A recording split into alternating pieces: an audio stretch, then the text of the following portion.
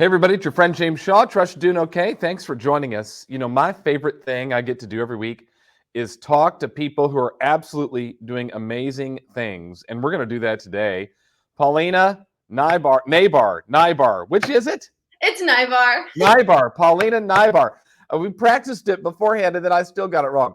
It's okay. Paulina I'm used to it. Najbar, you're in Springfield, Missouri, and you are kicking butt. Introduce yourself to our community. Tell us who you are. Yes, I'm Paulina Najbar. Thank you so much for having me, James. I am in Springfield, Missouri, so I serve Springfield and surrounding areas. I started real estate I'm on year 5 now, so back in 2019. And I hit the ground running as a solo agent, and I am still a solo agent today. And that's what we're going to talk about. We're going to talk to all our solo agents today about how you can have a thriving business as a solo agent. Sometimes, by the way, we'll meet people and they think they read MREA and they think they've got to get to a level 7. And, you know, there's 7 levels in that MREA book, level 1 to 7. And I've always said, wherever you choose to stop on that journey is the perfect place for you, as long as you're reaching your goals, you're making the money you want to make, you're living the life you want to live, and you're doing that. So we're going to support our solo agents today. And you're not just pretending in this. You've got a pretty significant business. Tell us a little bit about what you've accomplished over the last handful of years. Yeah. So, like I said, whenever I first started, I was very determined. I hit the ground running. So, in 2020, I did 82 units. In 2021, it was 78. Last year, in 2022, I did 63. And this year, I'm on track to do about 50 to 60 units. Okay, so first thing people are going to hear is, now, wait a minute, business is going backwards. Business is going backwards. So tell me about that, because it sounds to me like that actually may be strategic. It is a little bit as I have progressed in my career, my average price point has also gone up. So that means I don't have to do as many units to still get the same amount of volume. So you know what your income goal is, you know what you want to net, and you're building your business and your life around that, which is great. Yeah. Now, you do have some leverage, and we're going to talk about how you can build support and leverage into a solo agent business. It's people, systems, and tools. That's how we do that. And you're going to talk a little bit about what you're doing. But I just want to start with this. What is it you love about being a solo agent? Because I imagine you have people in your market center and in your region who are pressuring you to grow, and you're like, I'm cool. I'm hanging right here. What do you love about it? Yeah. So the one thing I love most about being a solo agent is I'm the point of contact for my clients. So they're always talking to me, and I'm sure other solo agents that are listening to this can relate. It's also about control. I get to control the whole transaction. So I always know everything that's going on from the time we go under contract until we are sitting at the closing table. I know everything that's going on. I'm the one talking to my clients and updating them. I'm the one communicating with the title company, with the lenders, with the inspectors. So I like to provide my clients with a top-notch experience. And I feel like being a solo agent and having control over every step of the process really allows me to do that. But does that mean you're working sun up to sundown, that it's just constant work? Because that's what I hear. I go 70 or 50 deals this year, and you're doing all the stuff. It seems like you'd be working all the time, but I bet that's not the case. So, I mean, I enjoy working, so I do work a lot, but I'm not working 24/7, 7 days a week.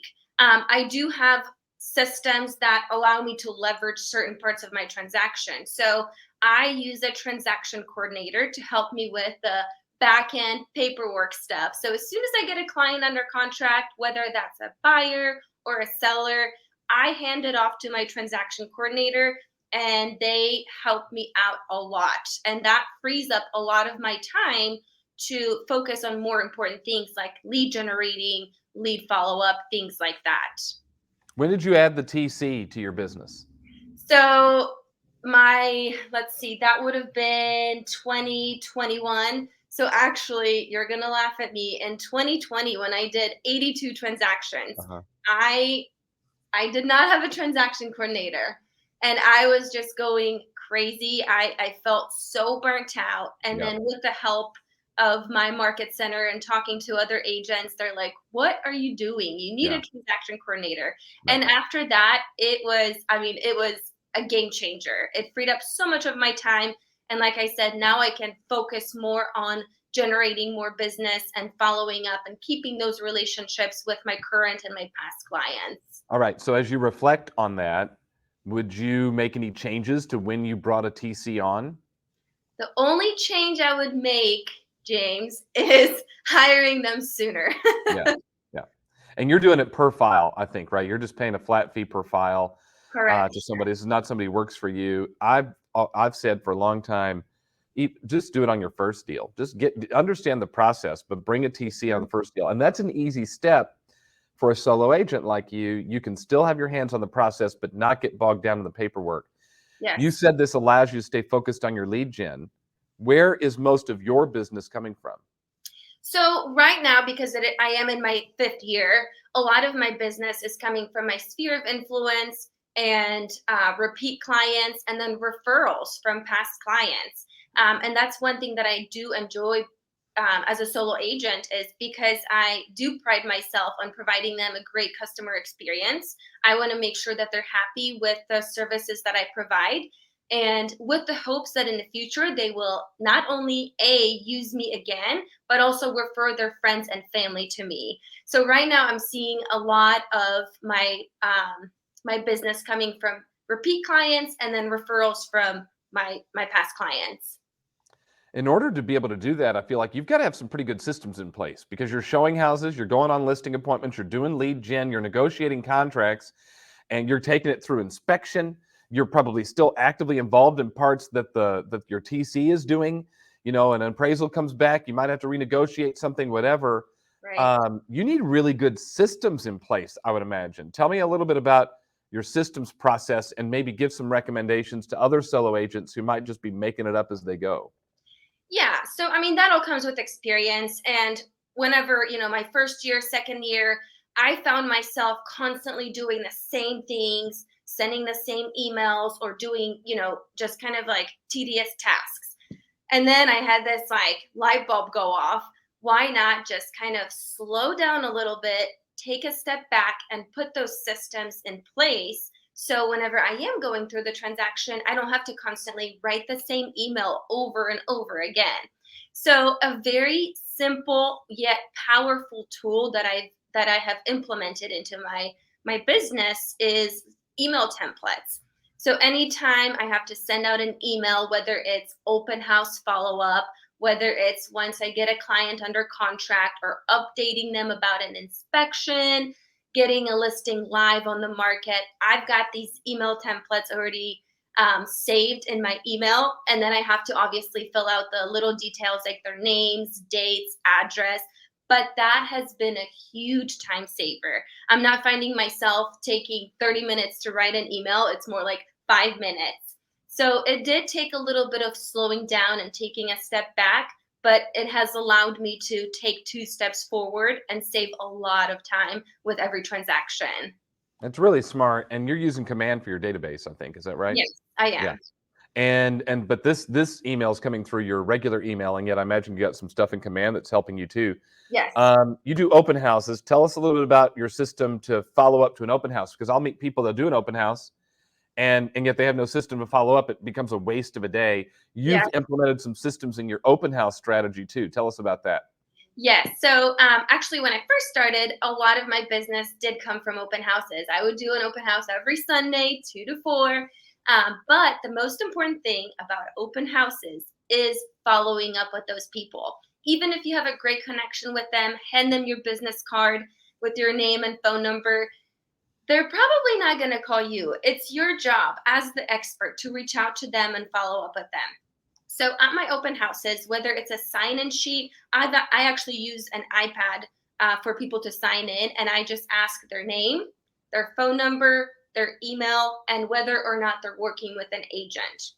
So then, right after my open house, I will send everybody that came through my open house an email just thanking them for coming to the open house, sending the disclosures for that house or the MLS sheet with details, and just saying, hey, if you guys want to come back and look at the house again, let me know. I'll be happy to. Or if you have any questions or want to see any other houses, just let me know. So right after the open house, I send them an email. And the reason I do it right after the open house is because more than likely, they've probably seen multiple open houses that day. You're not the only open house they went and looked at. And most agents are probably waiting until Monday to follow up with them. So I'm kind of taking a step ahead of other agents and reaching out to them right away.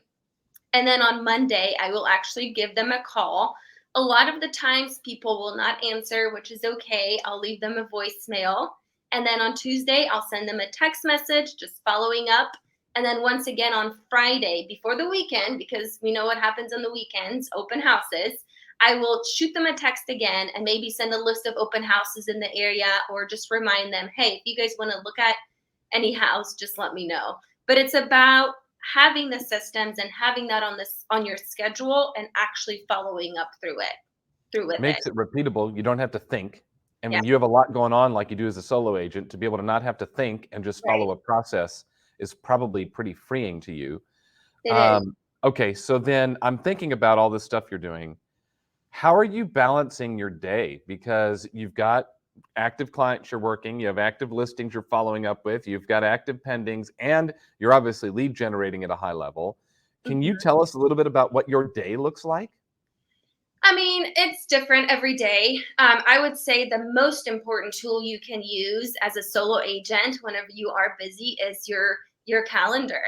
If Gary Keller always says, if it's not on your calendar, it doesn't exist. So I do a really good job about time blocking. So usually in the mornings, I get to the office around 8 or 9. I like to have an hour to just follow up on my emails, answer any text messages, and then 9 to 11, I usually do my lead gen. I try to. I mean, sometimes things come up, but I would say just putting things on your calendar, and not only your follow up or showing houses. I'm talking about, um, gosh, brain fart right now. Little things like following up with your clients, or don't forget to call this person. If it's not on my calendar, on my schedule, I'll probably forget about it. So I will actually time block and put things on my schedule, that way I don't forget about them. It's really good. This is good advice. I love hearing the stuff that we talk about all the time being implemented by people and it's working. You are Right. evidence this stuff works. So those of you that It works. resist in some of these places, just do what Paulina is telling you to do and you're going to be in good shape. My guess would be though there are times you get busy and you can't help everybody you want to help. Do you have Mhm. some backup systems in place on those times you do get really busy and yet maybe somebody wants to see a house or something and you can't do it? Yes, I do. We all know that showing houses is very time consuming, and you can't be in two places at the same time, as nice as that sounds. So, whenever I find myself in that situation where I'm busy, already booked with other clients, already showing houses, I will actually utilize other agents in my market center to show houses for me. So I don't have a showing assistant they just work for me. I have like 2 or 3 agents, and usually they're newer agents, just hungry for business or hungry to learn how to show houses. So I will ask those agents to show houses for me. And the way I pay them is per house that they show. So usually, and I'm sure it's different in different areas, but usually for me, and I'm happy to share what I pay them. For the first house that they show, I'll pay them $40. And then if they're showing multiple, the first one is $40, and the next house after that is $25. So it helps me. It's not a big expense, yet it helps me to take care of what I need to take care of. Or if I want to take some time off, I'm happy to pay them and leverage that out and still continue running my business. Yeah, it's really good. I love the idea, and of course, the cost to do it in Springfield, Missouri, is going to be less than the cost to do it in Manhattan. That's what I Um, figured. right, but I guess some people might go, but what if this agent, right? What if this agent writes an offer? You paying them a referral fee? What if the client wants to work with this agent full instead? Like, what are some of the situations that might pop up for someone that uses a system like this? Sure. And that's a really good point. I think the most important thing about that is setting the expectations early. So every client that I have, whether it's a buyer or a seller, I have a listing appointment with them or listing consultation and a buyer's consultation. So I get my employment agreement signed during that consultation. And then I'll let them know. Um, that I have other clients that I work with. So sometimes if I get too busy, I do have somebody that's going to help me show houses. So that way my clients are not surprised whenever it's not me showing up to show them houses. And then I also let them know. I'll usually start a group chat with that buyer and with the agent that's going to be showing them just to introduce them.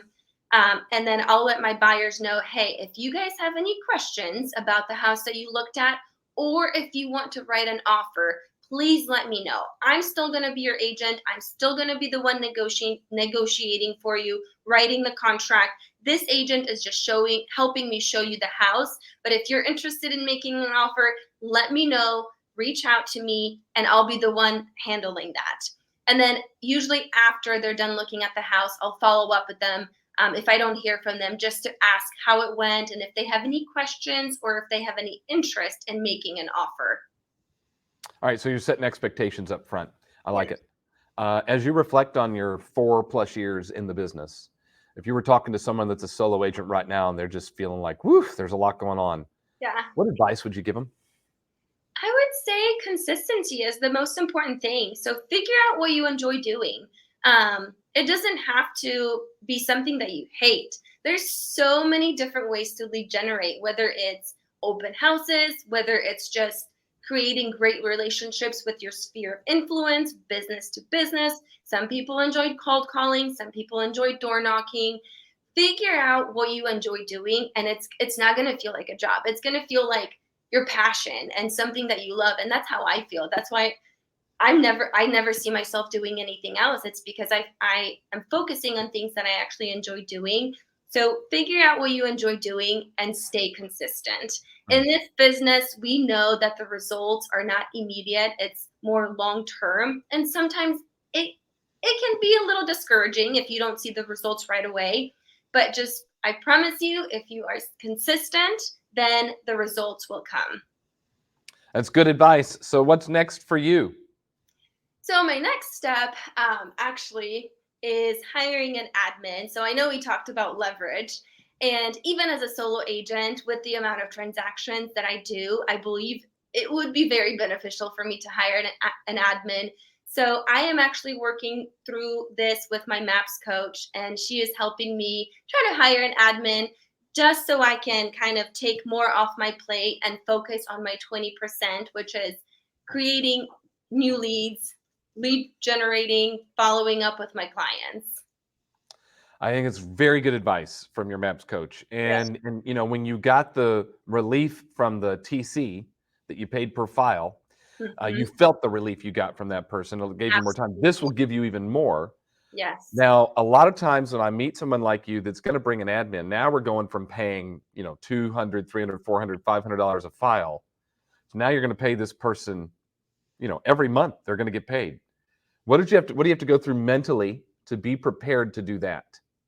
I think that's kind of my block right now is knowing that I'll have to pay this person a salary, but it my coach is helping me through this. It shouldn't be scary. I know what I want to make, and I know I can reach those goals, and so it's almost like taking a step back, one step back to take two steps forward. So yes, I'm sure year one my profits are not going to be as big, but then it'll allow me to have more time to generate more business, which will, I mean, it'll be worth it.